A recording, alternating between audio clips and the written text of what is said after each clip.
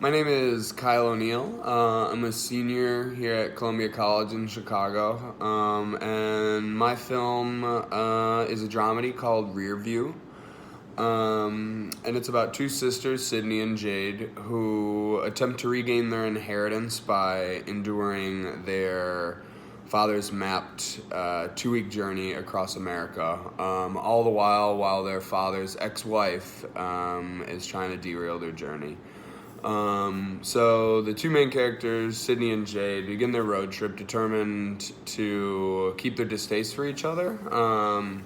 So they speed through the first two stops of the trip, but what the two don't know at the time is that the father's ex-wife has sent their handyman and her ex-lover named Gunther to follow the girls and keep them basically from finishing the trip. So first, the sisters get to the first overnight stop, an old rundown combination hotel water park, where an ongoing bedbug issue has forced the two to share a bedroom. While the two are getting ready for bed, Gunther releases a stink bomb into their room, which sends the sisters into a frenzy. The two flee the hotel and seek shelter in their car. The next morning, they set out on the road. After 5 hours of silence, the sisters are confronted with a growing blizzard. The two sisters are forced off the road and stop at an abandoned cabin on the side of the road. After an altercation between the sisters over their corporate living and kind of the way they live their life, Sydney goes out in the blizzard to try and find cell phone reception as she slips and sprains her ankle on a patch of black ice. After some time, Jade becomes concerned and ventures out to look for her sister. So the snow has really at this time created a whiteout, making it impossible to see. So Jade begins to hear a faint screech in the distance and follows it to see Sydney sprawled out on the ground. Jade grabs a few sticks, rips off a piece of her shirt, and makes a brace for her leg. Jade helps Sydney back into the cabin and then runs back to her car to retrieve a medical kit. When she arrives at her car, she finds that the tires have been slashed and the windows have been broken in. Snow fills the car. Sydney retrieves the medical kit and heads back to the cabin to bandage up Sydney.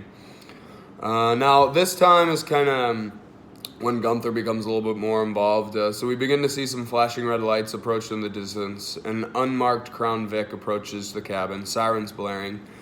Gunther emerges from the car, draped in a police officer's uniform. He attempts to arrest the sisters for trespassing when Sydney notices an issue with his badge number.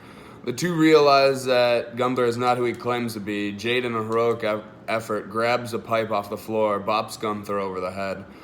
The two narrowly escape in Gunther's car to discover that in his car, too, there's this entire, basically, file on them with their photos, information. They also find Gunther's notebook with a payment statement linking him to their father's ex-wife. So they kind of know that she's been the one trying to derail their trip thus far.